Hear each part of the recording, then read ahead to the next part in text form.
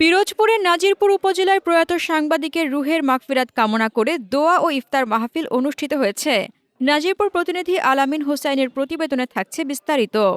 সোমবার নাজিরপুর প্রেসক্লাব মিলনায়তনে আয়োজিত এ অনুষ্ঠানে সভাপতিত্ব করেন প্রেসক্লাব সভাপতি কে এম সাইদ এবং সঞ্চালনা করেন সাধারণ সম্পাদক এস এম সিপার। ইফতারের আগে বিশেষ দোয়া পরিচালনা ও বক্তব্য দেন নাজিরপুর উপজেলা জামাতের আমির মাওলানা আব্দুর রাজ্জাক।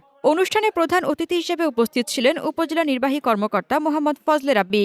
আরও উপস্থিত ছিলেন উপজেলার স্বাস্থ্য ও পরিবার পরিকল্পনা কর্মকর্তা ডা মশিউর রহমান, নাজিরপুর থানার ওসি শেখ হেলাল উদ্দিন, উপজেলা এলজিইডি কর্মকর্তা মোহাম্মদ মাহমুদুল হাসান, মাধ্যমিক শিক্ষা কর্মকর্তা মোহাম্মদ মাহিদুল ইসলাম, প্রকল্প বাস্তবায়ন কর্মকর্তা খোকন চন্দ্র দাস, সাবেক উপজেলা ভাইস চেয়ারম্যান মোহাম্মদ আলী শিকদার, উপজেলা বিএনপির যুগ্ম আহ্বায়ক আসাদুজ্জামান টিপু হাজরা ও মোহাম্মদ তৌহিদুল ইসলাম, কালারদনিয়া ইউপি চেয়ারম্যান মোহাম্মদ হাসনাত ডালিম এবং উপজেলা ছাত্রদলের আহ্বায়ক এইচ এম শামীম হাসান।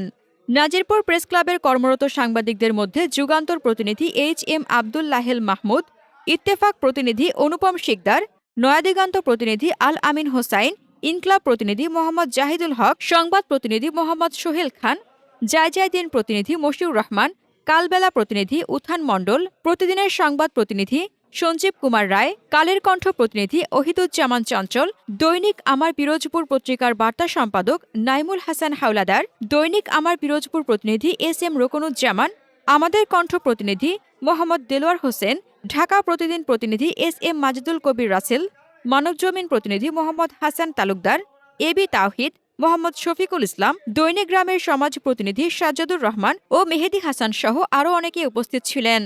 অনুষ্ঠানে প্রয়াত সাংবাদিকদের আত্মার মাগফিরাত কামনা করে বিশেষ দোয়া করা হয় এবং তাদের অবদানের স্মরণে সংক্ষিপ্ত আলোচনা অনুষ্ঠিত হয়।